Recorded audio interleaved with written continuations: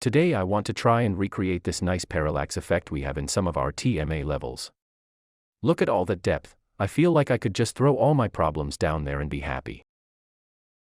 But where the hell do we begin? We have access to a definition of the playable area versus the negative area that is left over. We definitely don't want to mess with our playable area, so let's begin with the negative space and grab some random pieces of it to be our subterranean areas and clean it up a bit. Let's define those areas so we can reference them later and set them up with data that will probably be useful later and makes other logic we do to this run like a newborn baby horse. What are those called again? Foal. Yes, that is it.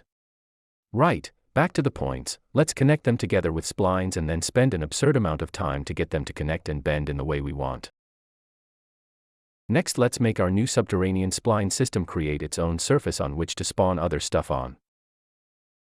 Then let's extrude this entire system downward so it goes beneath the playable map. Cool, now let's just hook this up to the system that spawns walls on surfaces and tada. No wait, the corners look weird.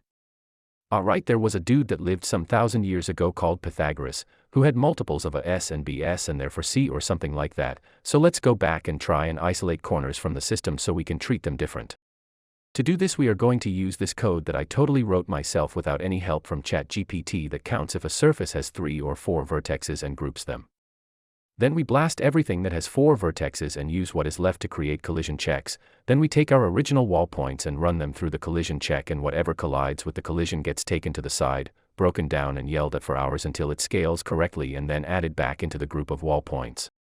Now let's quickly jump over to Unreal Engine and create a blueprint that spawns a car and drives it to infinity and beyond.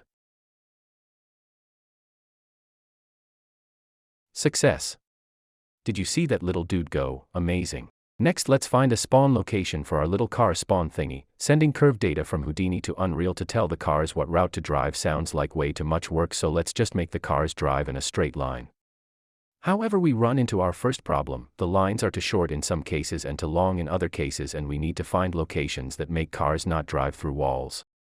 To solve all our problems in life, let's make the splines very short and define the start points and end points for future use, then adjust the normal direction of each point to point away from one another. This way we can grab the silhouette of our entire subterranean road and raycast each point in their opposite direction until they hit a wall and cry out in excruciating pain.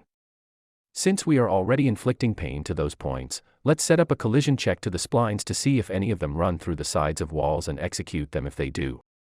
Let's pretend that I thought of an endpoint for the cars beforehand and did not just let the cars drive off to infinity forever, and let's pretend that I had the genius idea of using the fact that we defined the start and the end of the spline to spawn an endpoint for the cars that deletes the cars when they drive through them at the end of each spline.